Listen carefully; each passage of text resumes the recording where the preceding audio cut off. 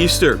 My name is Father Mark Toups, a priest of the Diocese of Houma-Thibodaux, as well as author of Ascension resources, including the Lenten Companion. And whether you are watching this video on Easter Sunday or in the early days of the Easter octave, happy Easter to you. As I say happy Easter, I have to admit that Easter has often been a struggle for me. Let me explain why I often struggle during Easter. We're coming out of Lent. And Lent, for me, it provides ways that I can see and touch the liturgical season, right? It starts with ashes. I can touch those ashes. We've got the stations of the cross. We've got just the focus on sin, which is very easy for me to kind of get in touch with during the Lenten season. It takes us into Holy Week, where we have palms, where we have the nails of Good Friday. We have the cross that we can kiss. Lent, it's very earthy. I can touch it. It's easy for me during Lent. The other liturgical seasons have the same type of easy entry into encounter. In Advent, there's the image of Mary as she's pregnant. In Advent, there's often images of Mary as she's on the journey to Bethlehem on a donkey. I can see those things. In the transition from Advent into Christmas, right, we've got the nativity, we've got the shepherds and the animals, we've got the magi. There's Jesus, right? There's a baby. God made visible for us. We can see God in Jesus. All those things, right? Visuals that help us see it, and in ways that we can encounter God in those other liturgical seasons. But I've often struggled during Easter, just to be honest with you, right? The tomb is empty.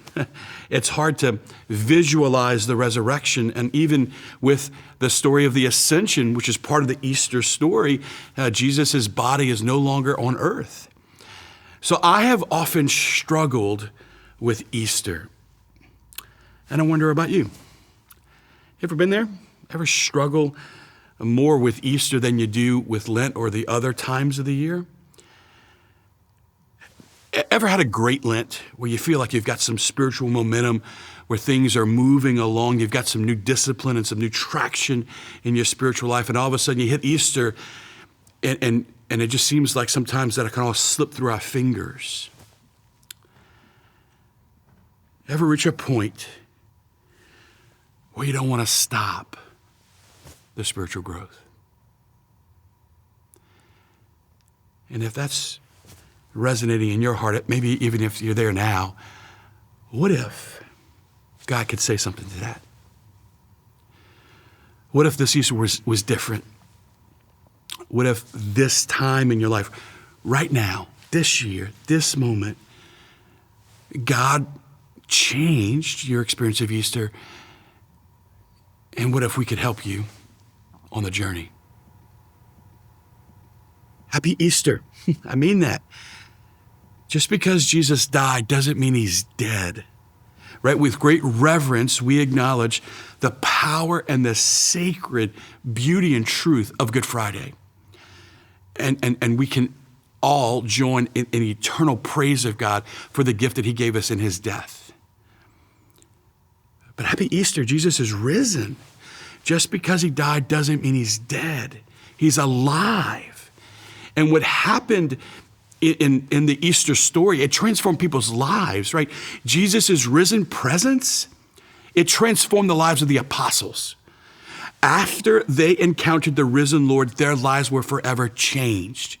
The other disciples, many of the other disciples, the men and women who knew Jesus well, right? After they encountered the risen Lord, their lives were changed forever.